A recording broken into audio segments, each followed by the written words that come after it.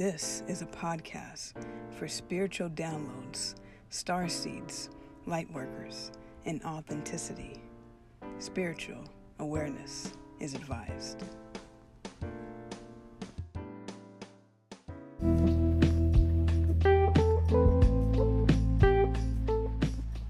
Welcome to the 1111 podcast. Hope everyone is doing well, staying safe wherever this is meeting and greeting you. Let's all join in this moment by taking a deep breath in and a deep breath out. How is everyone feeling out there today? How are the crystals feeling today? How are our emotional bodies feeling today, and our mental bodies and our physical bodies today? Sending you all such love and health and wealth and abundance in every sector of your life. And you already know that you can send me those topic requests to my inbox at Agent K21 Podcast on Instagram or on Twitter at Agent K21. Please let me know what topics you would like to hear covered, or any questions, or if you'd like to be a feature, or any of those ways I may be listening out for. Just let me know how I can help you on this journey. Additionally, to helping you on this journey, I do provide a counseling service, donation-based counseling service. It's called Full Circle, and be on the lookout for hearing that much later in this episode as the conversation continues. But yes, if you are interested in donation-based counseling, please reach out. Please speak to someone and just unpack all the baggage, and if traditional counseling hasn't always worked for you, the service I provide is definitely a holistic type of atmosphere and an unconventional atmosphere. And additionally, if you would like to join the team, join the empire, you can send me your resume at the email listed in the description. You can also check the website for the opportunities that are available, and you can also add on to that any skill set that you have that you want to contribute to this empire. Please feel free. No skill is less than or anything like that. Just want to collaborate with you guys and make the most of everything. Speaking of collaboration, I have a very special guest that will be joining me on this episode later, so please stay tuned for that. You're definitely going to want to hear this conversation. Such a knowledgeable, grounding conversation, and I learned so much more than I ever knew, so I hope that you guys will learn as well. So this topic was actually a topic request from one of the topics, and Spyro wants to join the conversation. Come on in. Okay. Anyway, so yes, this topic was sent as a request, and definitely answering those requests that you guys send, so I appreciate them very much. And I'm a very novice on this topic, and by novice I mean I know nothing about crystals really and crystal healing. I have a few of my own, but I'm not the person to talk about it. So I got the person to talk about it, so you're going to want to hear this conversation. And additionally, this person was actually a suggested, recommended person to reach out to from one of my followers. So shout out to you, and thank you for the universe aligning for this whole thing to happen. And I'm just so grateful, so honored, just like all the synchronicities and all the beautiful alignment that is happening. So I'm not going to talk too much because the crystal, expert and wisdom will be shared much later. But what I will say, that from my experience with crystals and understanding them, is that they're very powerful, just as much as you are very powerful. And when you adapt and combine, very much Captain Planet, when our powers combine, we are unstoppable. And so the same goes for these crystals. When you connect your energy with the energies of these crystals and minerals and rocks, now that I know, I just spoiled that. That was so bad. No spoilers. I'm excited though. I'm very excited. And so if you want to hear more about that, you definitely will hear shortly. But for me, my limited experience of crystals, very childlike experience. And I've mentioned this show before. Some of you guys know, some of you guys probably watch it, or maybe you're watching it right now, who knows, is Steven Universe. It comes on, or maybe it used to come on Cartoon Network.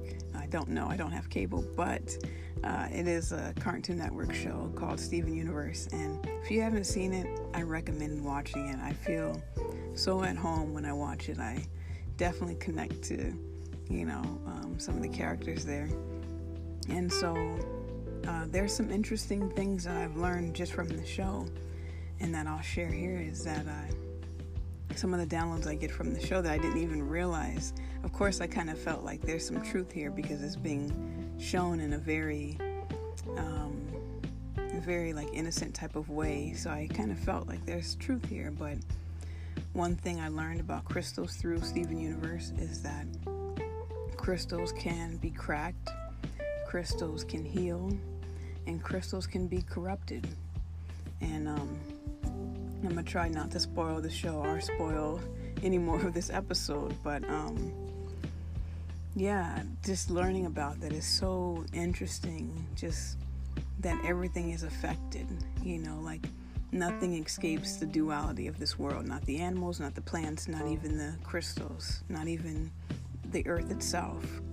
And so just know, like, if you feel broken or beyond repair, like, there's always a way, and that the earth has gone through major transformation itself, just as we go through major transformation. So I recently had this come back up as I was talking in this episode. Later on you'll hear, but I had these memories come back up, and I was like, oh yeah, that did happen. So a very traumatic time in my life, which is actually getting close to the anniversary of this time frame that it happened in. I was basically having to flee a situation, and the only thing I took with me was my crystals. So I had a bag of coins, like literal coins, like nickels and dimes and etc. And then I had a bag of crystals. And I literally fled the situation. I left like my suitcase, like everything. It was just so bad, right? I left everything. And the only thing all I said is, all I need is this. And I lifted up my bag of crystals, and that was all I took with me. And very crazy how everything unfolded. Like, I'm grateful to be here right now because that was a very trying time. And long story short, the only thing I had on me were my crystals. And those crystals were stolen from me. I'm laughing, but it's not funny. It's beautiful is why I'm laughing, because in hindsight, I was talking to someone maybe, weeks after the only thing I had was taken from me, and I was like, my crystals are now gone. And, this person was like, the crystals always find their owner, and whoever took those crystals from you needed it more than you. And I was like, yes, I received that. And so I had shifted my perspective on it. So instead of feeling like something was taken or stolen from me, I felt like something was released, actually, and something was given to someone else. And so I felt actually peace about it. And so that's why I can laugh about it now. In the moment, it wasn't a laughing matter. However, it was very beautiful. But yet, I thought all of my crystals were stolen, or most of them were stolen. And throughout my journey, and I might have said this already, I feel like I have. I feel like I keep thinking, have I? And I just dropped a crystal just now. That's what that was. But I keep feeling like this is the year of the return, because this all happened, the previous year, where these crystals were stolen, and some of those crystals found their way back to me. I don't know how. And I'm like, I found at least 3 of them. There were maybe 8 or more of them, and 3 of them found their way back to me, just in the weirdest ways. Like, and even I've had other times where I've had a crystal and I've literally lost it or misplaced it several times, and it always finds its way back somehow. And so I definitely feel like that's a theme, because some of these crystals I thought were just, gone, somehow found their way back. And I just looked at the time and it was 11:11. So yeah, whoever needs to receive that message, even if myself, I receive it too. But yeah, I was holding one of the crystals that actually found its way back to me, and I just dropped it, and I'll find it again at another point. But it was lapis lazuli, I believe is how you say it. And Spiral, you got it. Thank you. Spiral found it already. So this is one of the crystals that was lost and now is found. And it found its way back to me, and it's a blue little crystal here, and I always think of it for communication, for the throat chakra. And so the fact that it found me, I felt like it was communicating a message to me that all is not lost. There's always hope at the end of the storm. All is not lost. And it just kind of like reminded me of that, because I've given some crystals away to some of my soul tribe, and I've also, as I mentioned, had some taken from me as well, or released from me. And so, I know that there's natural disasters going on in the world, and there are many things happening all around the world at all times, and just wanted to send that reminder that all is not lost, that really you are the crystal gem. Everything resides within you, and yes, these sentimental things hold value and all of that, but what's really most important is holding on to yourself. And so I just wanted to share that, because literally I just thought about that, and I was reminded of that as I was having this conversation that you'll hear here shortly. But yes, if you want to know more about crystal healing or anything like that, please stay tuned, please listen, be on the lookout for this, and again, reach out somehow, some way, if you have questions or topics or just need a shoulder to lean on. That's what I'm here for. So I hope that you all will enjoy this episode, and I will talk to you another time. Until next time.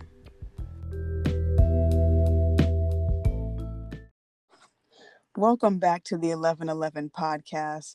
Thank you all for staying and for joining. Have a very special guest that's joining me today.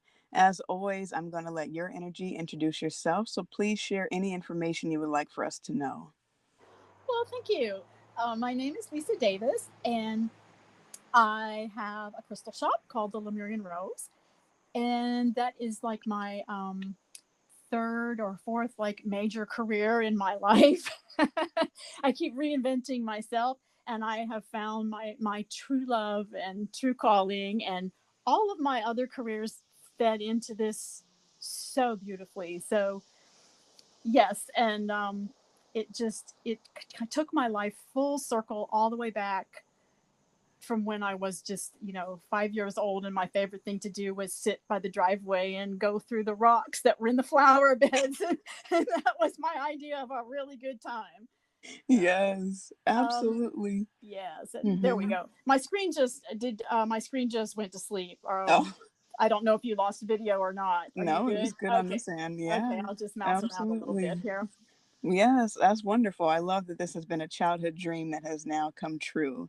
It And is. yes. It's almost like a dream I never knew I had, but of course I knew it, but my higher self knew it. Yeah. And when I really I totally really reinvented myself about 4 years ago, after a huge life transition, just big, the tower card. Okay. Yeah. And it took me back. It put me back on my true path. That I shouldn't say my true path, because all my paths were true at that time. Mm-hmm. But it really took me back to my core and what brought me joy in my not only my heart but my whole being, every cell of my Yeah, body. So yes. that is so beautiful. I love that. And you know, you mentioned being a kid and playing with the rocks, and that being a passion of yours, and just being at such peace and such ease, just even in those simple moments. So my first question, since we're here, is what is the difference between a crystal and a rock?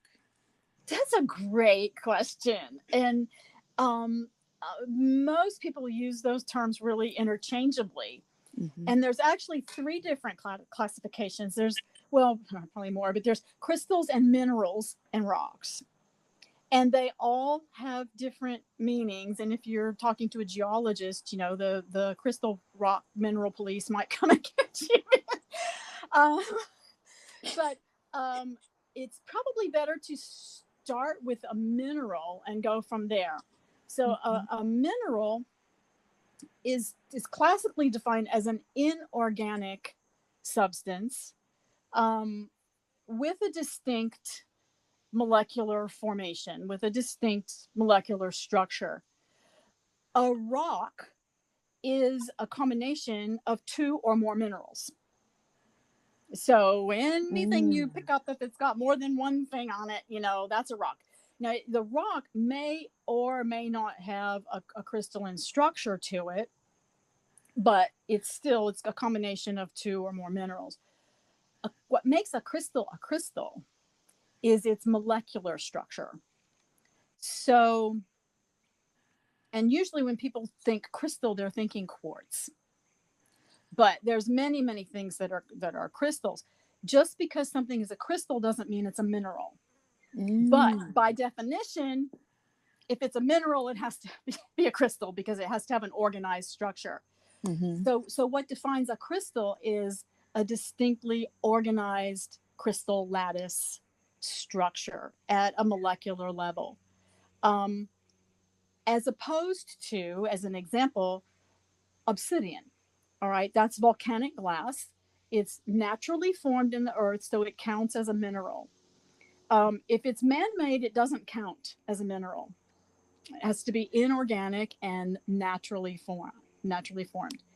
So obsidian is volcanic glass, and its molecular structure is what we call amorphous. It has no lattice. It's moldavite. Moldavite's very hot right now, so that's a good one to bring up. Same thing. It's a glass. Hmm. It's a meteoric glass, and so it's amorphous. It doesn't have a crystal lattice structure, so it's not a crystal. All right, it's a mineral because it is inorganic, but it's not a Hmm. crystalline structure.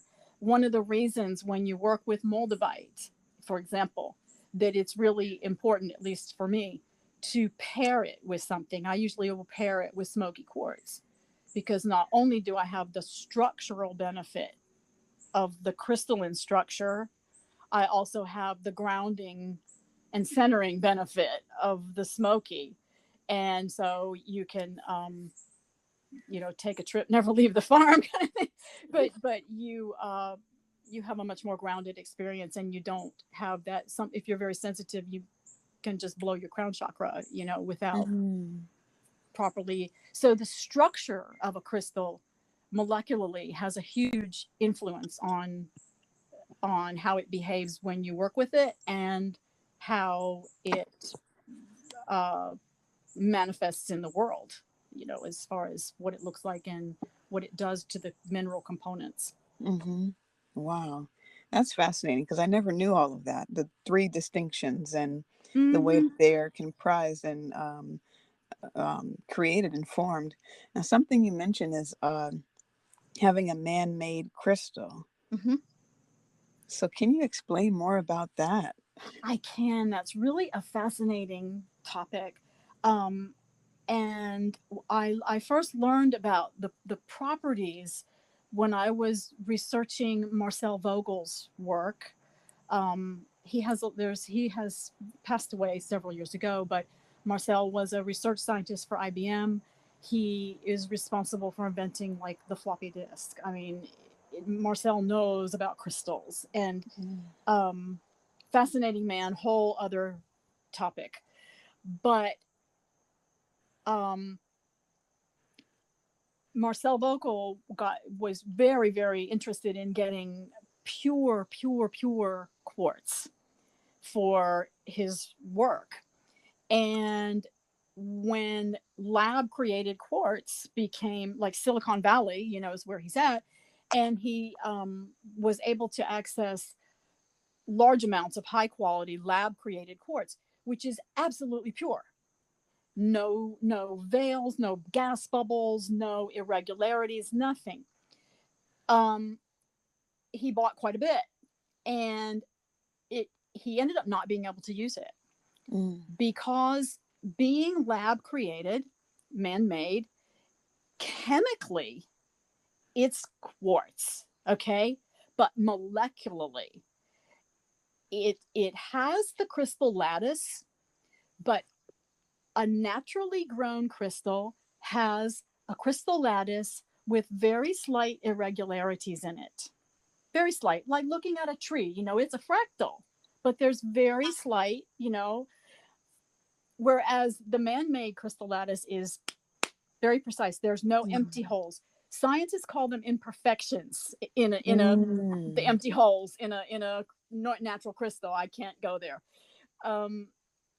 But because there are no holes in the lattice of a man-made crystal, because it's grown so much faster, it's not programmable. It won't hold a program. You can set your intention into the crystal. And Marcel had developed a way to actually measure if the charge was still in the crystal after it had been programmed. It won't hold. It just won't. So that's a big difference between man-made crystal and naturally grown crystals. Naturally grown quartz is programmable. It's a co-creative partnership between you and nature, whereas lab-created quartz is not. And I have a beautiful piece. I love it. It's Siberian blue quartz. It's lovely. It's not programmable, and it lacks, So yeah. Okay. This is more scientific than I ever knew or thought.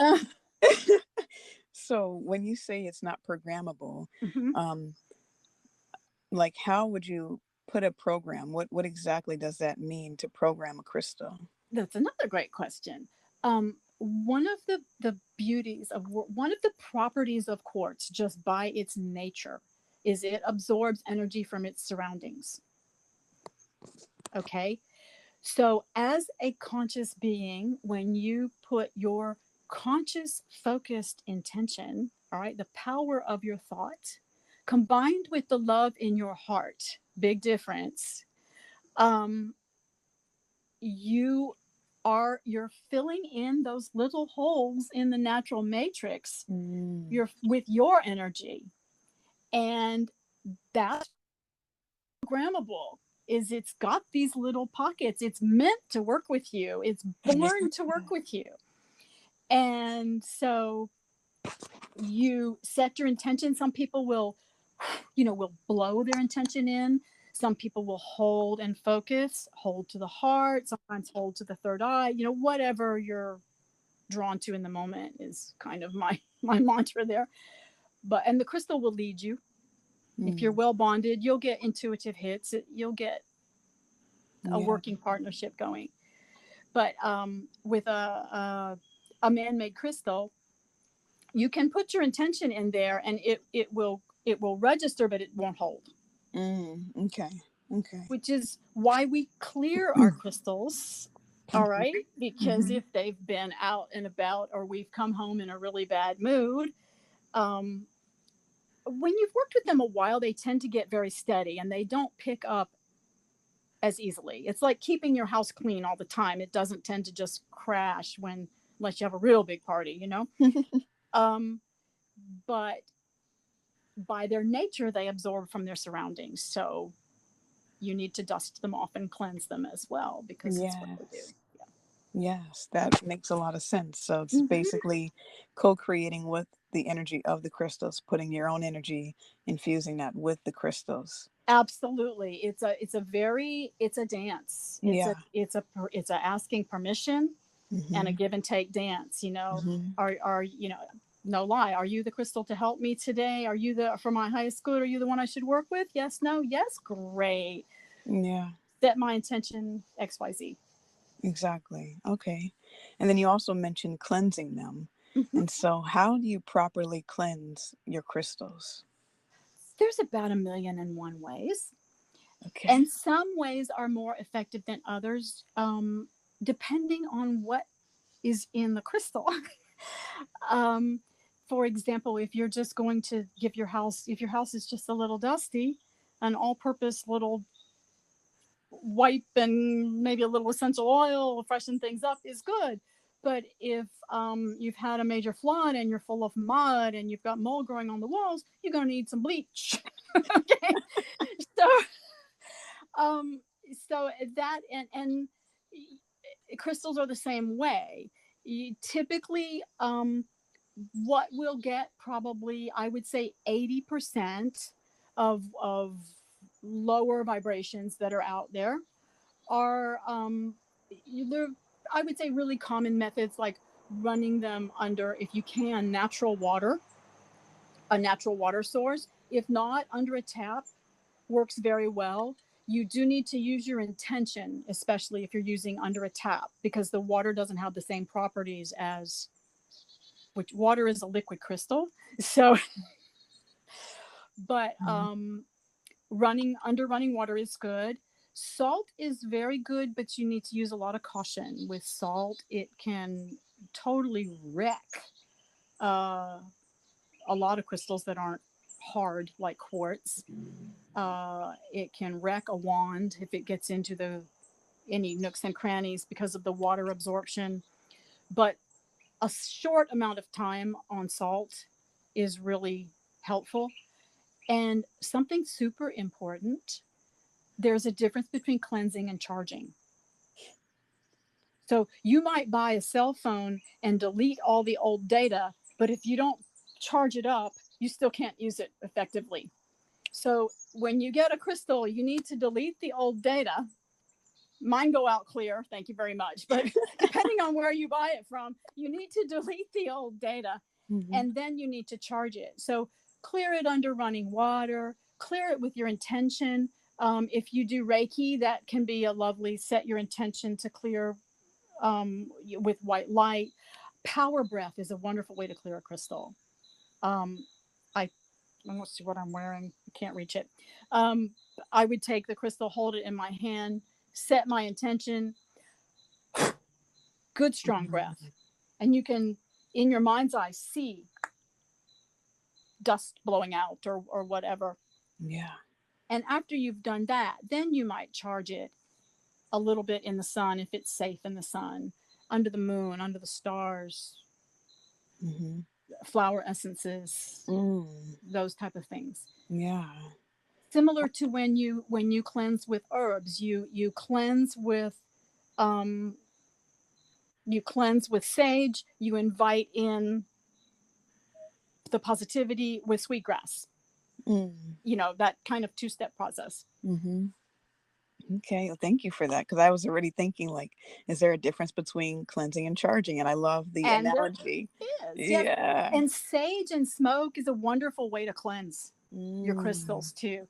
Some people actually will pass them through a flame. I don't like really advocate that. It could really hurt you. Yes. But depending Mhm. on what's in the crystal, if you need a little extra intention there, Yeah. you Yeah. know. And oh gosh, what was I gonna say? Oh, the how do you know which crystals to charge in the sun or to charge in the moon?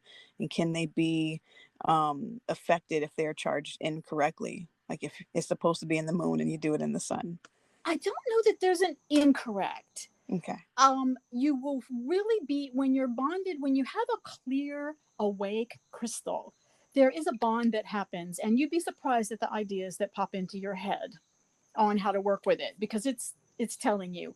And there are references online. There are certain crystals that just really like moonlight, like selenite, um, things like that. But the caution with charging in the sun is the heat can crack them. You could start a fire. I mean, literally, I was doing a live. I had spheres on a wooden board, and my board has still little burn marks on it just because I was sitting outside. And within 5 minutes, it was, the magnification was. Smoky quartz and amethyst and citrine will lose their color in the sun. So you don't want to keep them in a sunny window. Having said that, you can still put them out in not beating. I mean, I lived in Florida, so it's a concern. But and you too. But I still charge most of my crystals in the sun. Okay. Even selenite, I will give them maybe 15 minutes, maybe an hour, depending on the intensity of the sun. Mm-hmm. I have a thing for bird songs and nature sounds. So I have a blessing tree, and I like to put them at the roots of this particular tree. And I give them usually full cycles, sun, moon, day, night, sometimes several months, depending on how big they are, to let them really absorb the nature sounds and the cycles of being born on the outside of the earth instead of underneath. So I kind of give them a gentle birth, but that's like a long awakening and charging process. Yeah, thank you for that. And I know on our initial conversation, you had mentioned something about waking them. And how is that process, waking a crystal? That's a fun thing. And it's one of my careers. I used to be a childbirth professional, and as a birth doula, I'm all about gentle birth. And the crystals, when they come to me, they pretty much get rebirthed. Even if they were hand mined gently, I'm going to ask them and give it to them the way they want it, which this is not a cop out answer, but it's different for every crystal every time. Yeah. Typically they will all start with a bath, very mild, like Dr. Bronner's Baby Mild, and tepid water. And they're going to get washed. Usually they're dirty. Okay. Either with mining dirt, or if they've been cleaned, they have probably been in an acid bath. They've been rinsed, but they need to be washed. Yeah. Sometimes they come with mineral oil on them to keep the dust down after they've been mined. That needs to be washed. So first thing when they come, they get unwrapped and they get washed.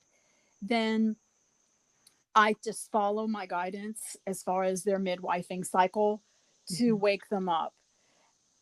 Also, I do specifically connect with them, and again, follow guidance. Sometimes I will have singing bowls. Okay.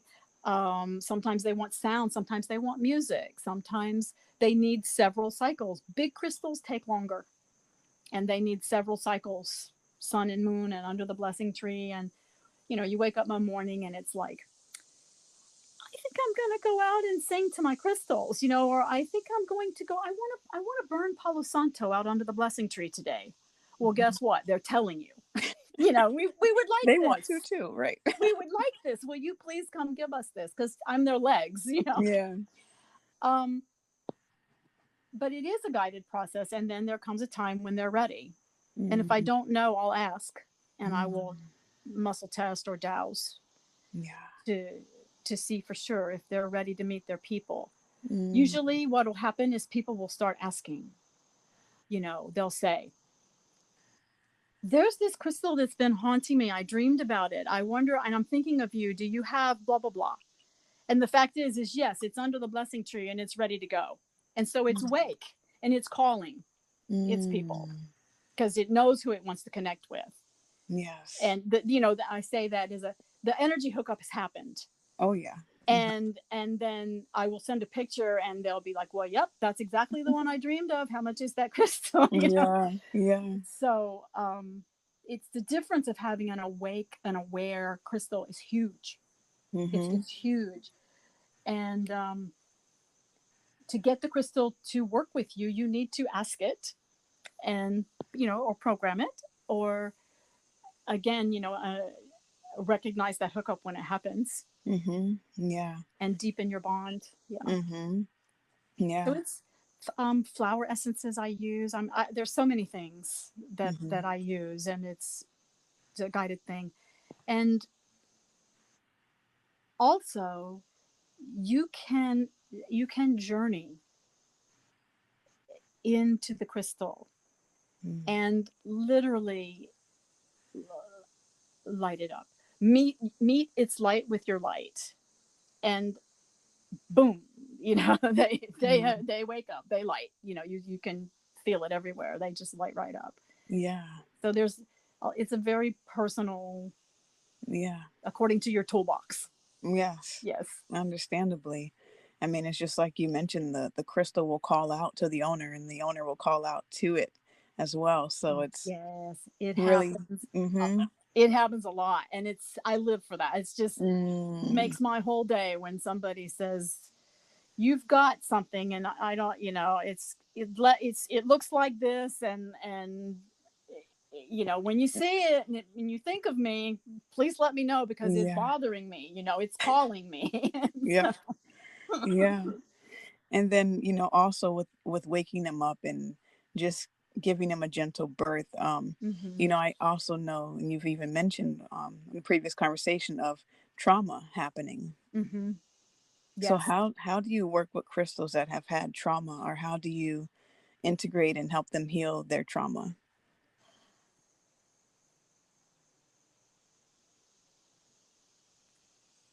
Again, it usually is going to manifest as what we would perceive as a low vibration in the crystal. And I'm going to preface the way I work with trauma in an entirely different way than I used to, and an entirely different way than a lot of people do still. So I'm going to preface what I'm going to say with a basic core concept that I work with. There is only light and absence of light. Okay. So always my goal is to connect. There is always a spark of light in there, always, to kindle. And once that light lights up, what happens to the darkness? Okay, the illusion of darkness, which was really the lack of light. It's like there is no cause of the darkness, it is an absence of light. So, but there's many different levels of dealing with that. For example, I had a crystal once that had and it was funny because I wanted this crystal and it tried hard not to come to me. The guy didn't send it, the guy didn't send it. Finally, the guy's wife, it actually broke in two. And I said, I still want it. He says, fine, I'll give it to you because it's broken. Well, I got it and it had major issues. And I could clear it using the most. I had an energy practice for 18 years and I dealt with a lot of stuff. So using the most skills that I had, I could clear it, but it wouldn't hold a clear. I took it to my mentor because it was out of my skill set. And I don't keep a crystal around in the house that's not clear. I don't need anything that's vibrating. If it's dirty, you put it out. So I took it to my mentor, and this crystal had um, imprints from trauma on the land itself. It wasn't mining, it wasn't anything. It was old, nasty energy, lack of lot of light energy that was in the land. And my mentor was able to clear all that. And part of what I do is offer healing to the land as well, because a lot of times, if you don't know where the crystal, if it wasn't ethically sourced, or even if it was ethical has a lot of definitions, and there still may have been damage to the land. And I said, okay, do I have permission to go in now that the crystal is clear? Do I have permission to go and do some healing work with the land? And because of the gravity of what was in this piece, the severity, lack of my skill set anyway, I asked for her advice, and she checked in and she said, you do not have permission. It's the only time. She said, the land, she said, it wants nothing. It doesn't, no.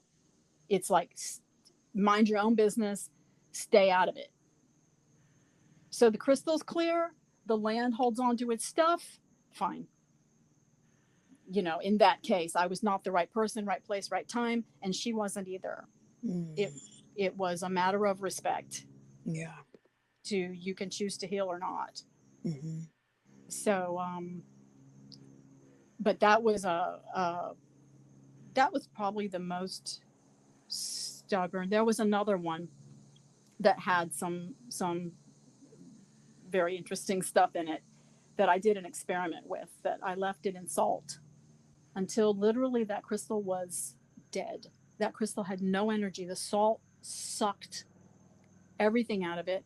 The crystal was still polluted. It was just dead. It had no energy, but it was still polluted. And that one also was out of my skill set. So if you just have a crystal that you're just repelled by and you just can't get it cleared, take it to somebody who knows what they're doing in those neighborhoods and can clear it. Yeah. Wow. Yeah. That is so intense, because we live in this duality.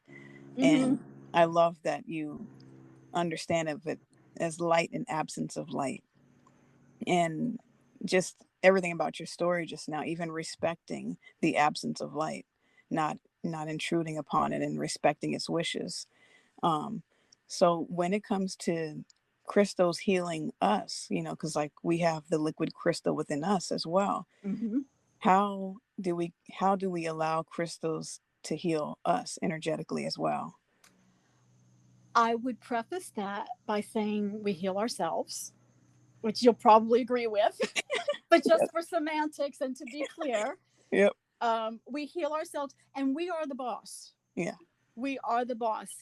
The crystals do amazing things, no doubt about it. Amazing, especially when they're clear and awake and you have a good bond with them. It's a beautiful relationship.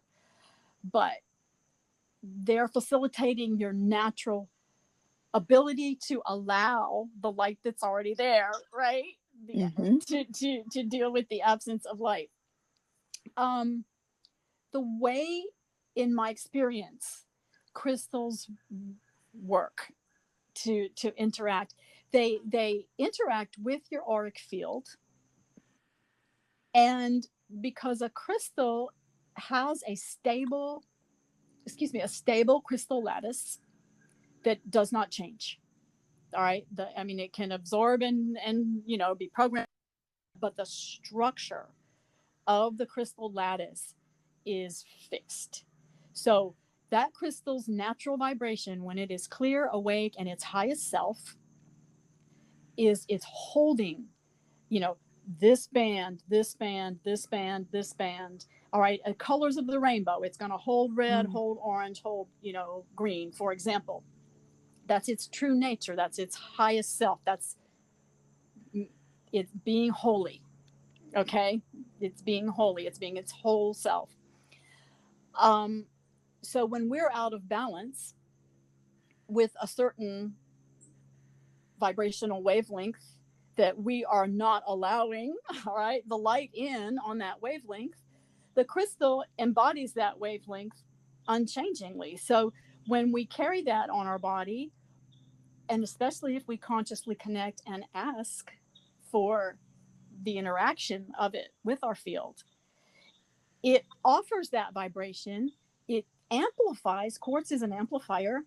it amplifies that vibration and it holds that vibration steady so that your aura can and your chakra can retrain its vibration on purpose to that particular level of healing that is going to allow the light back in.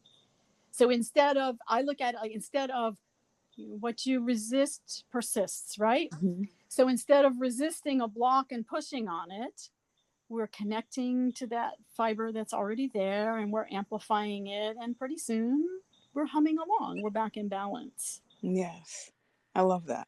I love that. And yes, we just match that frequency and Yes. allow it to permeate our being, basically. I love And we are highly programmable as water it. Mm-hmm. and as that fourth state of matter, as a liquid crystal. You know, the surface tension on water has actually been identified as a fourth state of matter. It's liquid crystal. Mm. And our blood has that same surface tension. It has that same measurable molecular change from Mm-hmm. regular water to the skin on the top, or structured water. Mm-hmm. So we're also structuring the water of our body when we use a crystal.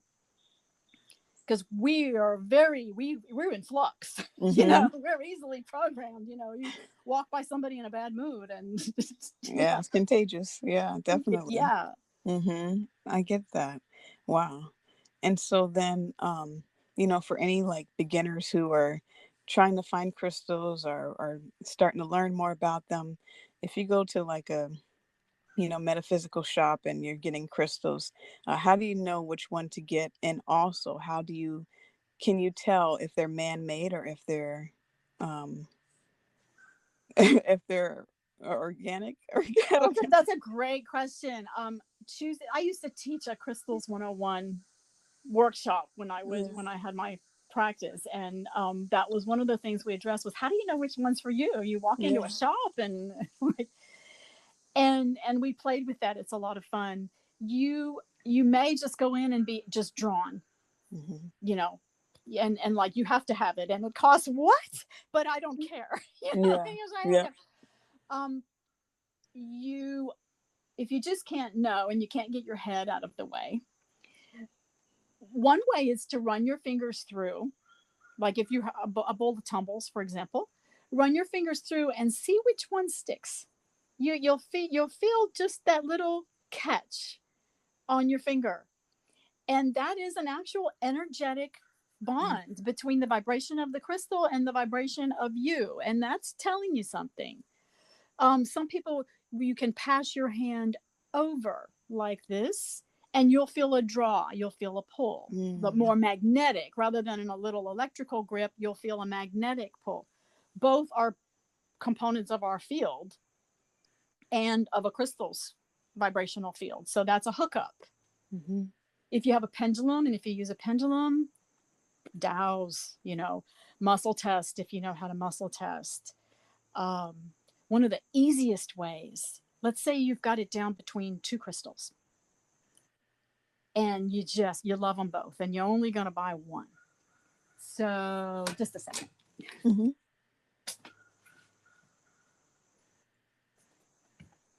This is a smoky quartz my husband pulled out of our creek the very first day we were here in the new house. And it sings. And I have a thing for singing quartz. I don't know if you can hear it. So let's say you pick up a rock at a rock shop, right? You pick up a crystal in a rock shop and you want to know if this one is for you. So the easiest way to do this is standing, but you can use your body as a pendulum. So stand with your feet like hip width apart and put the crystal to your heart and ask, is this crystal for my highest good and greatest joy? And close your eyes and see if your body wants to lean forward toward the crystal or if your body leans backwards away from the crystal. If it leans forward, that's a magnetic draw. That's a yes. And if you lean backwards, that's a no. That's more of a repel. So is my field a good matchup? Yes. Is it a good matchup? No. So you pick up the other one, ask the same thing. Mm. That's a really good way for a beginner Yeah. to tune into their core and learn to ask. Get Mm. out of your head and get into your body Mm-hmm. and ask the question. Yes. Yes. And it's a nice, respectful way to begin a relationship. Mm-hmm. Mm-hmm. I Are you love my friend? Yes. it. Oh, you mean that guy's a better friend? Okay, yeah. you know. Right. I love it. And so then when you're at like a metaphysics shop and you've decided like I want to get the crystal and everything, um, can you actually tell if they're man-made or not? Or does that? With experience, yes, you can. Yes, Hmm. you can. If you're brand new, you may not know the difference. Some things, especially if you're new, you're probably looking at tumbles and things because that's a great way to start. You can get such a variety and so inexpensively, and size doesn't always matter, and And tumbles are that's gonna great. say tumbles would be the little smaller ones. Is that Yes, correct? they're the Okay. pocket rocks. They're for your Hmm. bra. They're tuck them in your pony band if it's a crown Hmm. chakra stone. Hmm. Um, but yeah, I have like lots of tumbles in my personal Yeah. stash. Um, most of them are not going to be faked. If you're sensitive to energy, you'll know right off the bat. There's no energy in it. It's Mm. glass, there's no energy. And it's not moldavite either. It's, man made glass. Opalite is one. Um, but not, what you're looking for is as far Hmm. as, holding a vibration and using it as a healing tool. Hmm. Okay. I would be very wary of anything that was really brightly colored. Just, you know, if it's like super bright pink or super bright purple, if it's not expensive, it's probably Yeah. you know. Yep. Um, Moldavite is the fakes are rampant. You can tell if you've been around real Moldavite, you'll know. Mm. Um, Quartz, I don't see. I've seen glass passed off as quartz in like beads and stuff. Hmm. But specifically, what kind of fakes are you thinking about when you ask that? Did you have anything in mind? Not really. It was more just how do you discern the difference between man-made and naturally? It can be challenging, and a lot of really experienced people, including myself, have been fooled because um, crystals can be dyed. Which, if you're into color therapy, it may enhance their qualities. Mm. If you're a purist, you don't want that. Um, it doesn't really have a huge effect on their energy, and it makes them attractive. So that's one enhancement. It doesn't make it fake, but it's enhanced. They can be heat treated. A baked amethyst gets called citrine. Well, it's not citrine. It's a baked amethyst, and that's an hour on its own. Um, they can be irradiated. You don't want that. If you're going to buy a very dark, smoky quartz, buy it from a reputable seller that that it's going to be expensive for one thing, and not outrageous, but Mm-hmm. and your seller needs to know it has not been irradiated by What man. does irradiated mean? Smoky quartz gets its brown color from natural radiation in the earth. It is possible to take a clear quartz or a very, very light smoky quartz and run it through the same machine that they treat our produce with in the grocery store. They irradiate the vegetables, Mm-hmm. and it'll come out almost black. It'll come out very, very dark, almost opaque. Mm. And there is a natural smoky quartz. It's called Morion. It's desirable. It's rare. It's hard to come by. But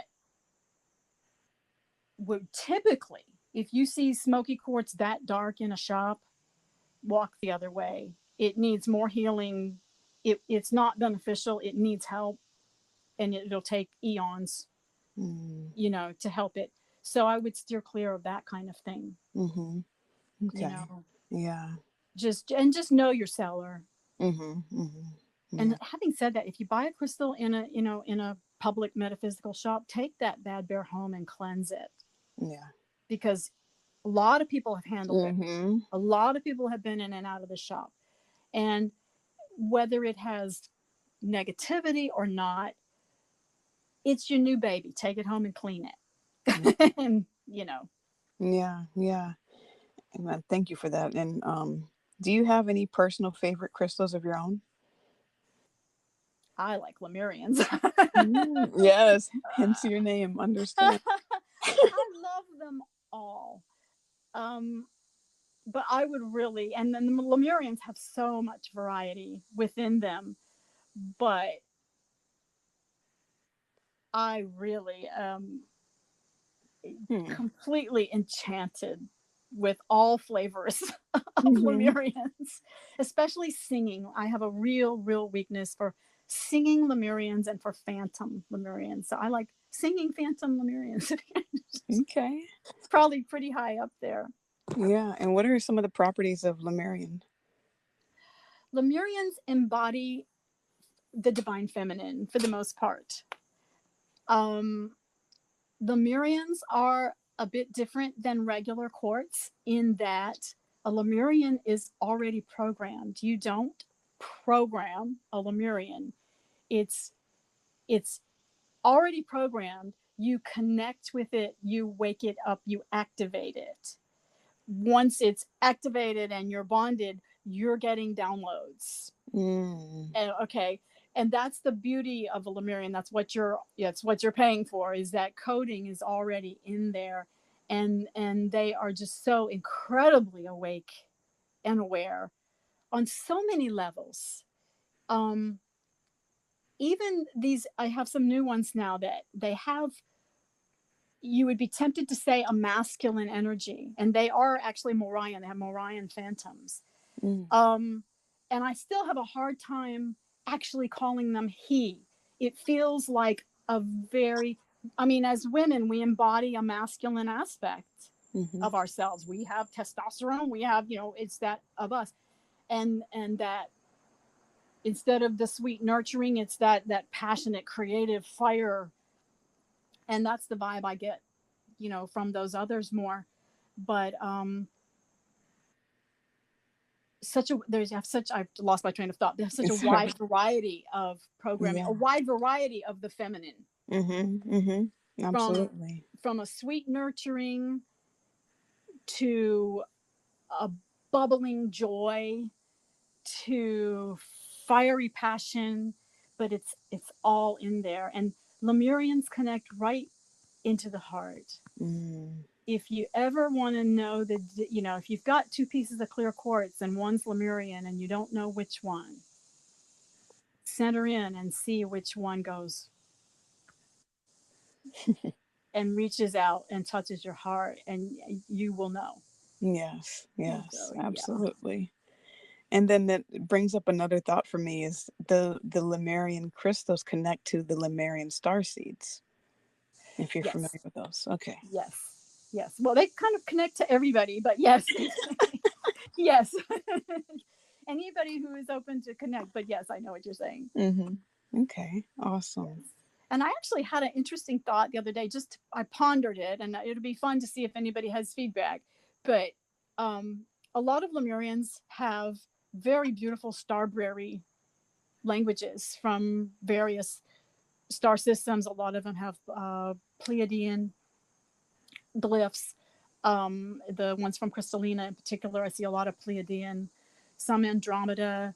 But anyway, a lot of different starberry languages. And I wondered, because a signature, not a definition, but a signature Mm-hmm. of a Lemurian is what they call Lemurian lines. And there are, lines that go up the side, and sometimes they're even stepped. And they're like Velcro. There's little etchings on one side. Your thumb wants to go up toward the tip. It doesn't necessarily want to come back down. It's like it's an ascension kind of meditation to go up those ladders when you work with a heavily lined Lemurian. And I wondered if those lines are actually considered like a type of starberry. Mm. It just, I don't think of them that way. Um, but I just throw it out there because now probably somebody will clarify that. Yes, absolutely.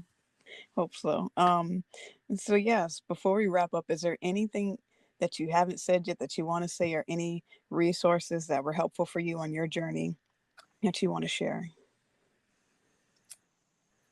Let me think. As far as resources, I think a really good um, resource for a beginner and for anybody, you're gonna, as you find your own journey, you're gonna have personal experience, and that's your teacher. Mm-hmm. um, I really like having information that's already written that can be used because it's a lovely springboard, but it's not a cookbook. And each crystal, it's like having a certain breed of dog. You know, you can expect certain traits from certain breeds, but that dog's an individual dog, Mm-hmm. and each crystal is the same. Um, so I would be really cautious with generalities. But the Crystal Bible series that Judy Hall wrote, and Judy just recently passed away, so it's a little poignant. But um, the Crystal Bible, there's three. She's written many books, but those three, Crystal Bible 1, 2, and 3, I keep them on my phone in my Kindle. So if I'm ever out and I don't know, you know, I want a springboard, I'm in a shop and I don't know, I'm not going to sit here and tune in right now. And what does Judy say about this? You know, Yeah. and I've been, for the most part, resonate with a lot that Judy says about things. And I think she's a really good reference um, for people. Yeah.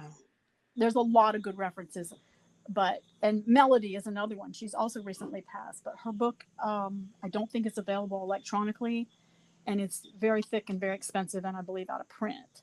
But if you have a chance to access that, it's also really good information. And it's Love is in the Earth. Love is It's in the the name earth. of the book. Yeah. Okay. Um, but yeah, I really like Judy Hall. Mm-hmm. But what I would add again is just to reiterate, it's words don't teach. Yeah. Yeah. Experience teaches. Mm-hmm. And I would ask you the same. You know, I'm on a subject that's near and dear to my heart, and I will go if you give me free reign. I'm sure you've noticed. What might you like to ask that I may have talked over or missed, giving you the chance to ask? I appreciate that. I feel like we've covered such great ground, and even things that I hadn't even known just popped up in our conversation. So I enjoyed the flow of our conversation. And I feel like I don't really have any other questions at this moment, but I appreciate you asking them, and for even asking myself that. But what I would like to do now is to give you the opportunity to share where we can find you and how we can access your shop and your abilities. I can do that. Um, I'm very accessible. Thing one, on Instagram. I'm not so active on Facebook. I do have a Facebook page that coordinates, but Instagram is my jam, and my Instagram is my family. I truly miss when I'm not doing a live sale and connecting with my people on Instagram. I have the best group on the planet of kind, sweet, enlightened souls. Um, and we have a lot of fun when we do live sales and things like that. I have a shop. It's called the Lemurian Rose, and it's at thelemurianrose.com. My Instagram handle is the Lemurian Rose, so pretty easy to find. I'm very communicative on Instagram. Having said that, I am in the middle of a move. I've relocated from a home of 20 years plus, and I've moved literally several tons of crystals to a new location. And the shop, I have some stock up, but my cupboards are a little bit bare right now in the shop. I have not been updating the website for the last month or so because it's just been very intense right now with the move and keeping the business running keeping shipping going out on time and things like that. So I didn't want to shut down entirely, um, which maybe in hindsight I should have. But having said that, if you do go to the shop and the cupboards are bare, it will be perking up soon. And I offer things on a regular basis on Instagram, so you'll catch like first glimpse there. Yes. Yeah. Well, thank you so much, Lisa, especially in the midst of all of the changes you're experiencing and going through right now to take the time and meet with me. I'm so grateful and so appreciative. So thank you so much. Well, And thank you. It's been wonderful. absolutely. And we will sign off now. And All hopefully, right. yeah, we'll be in touch. Thank All you. right. Have a beautiful day. You do the same. Until Bye next. bye. Bye bye.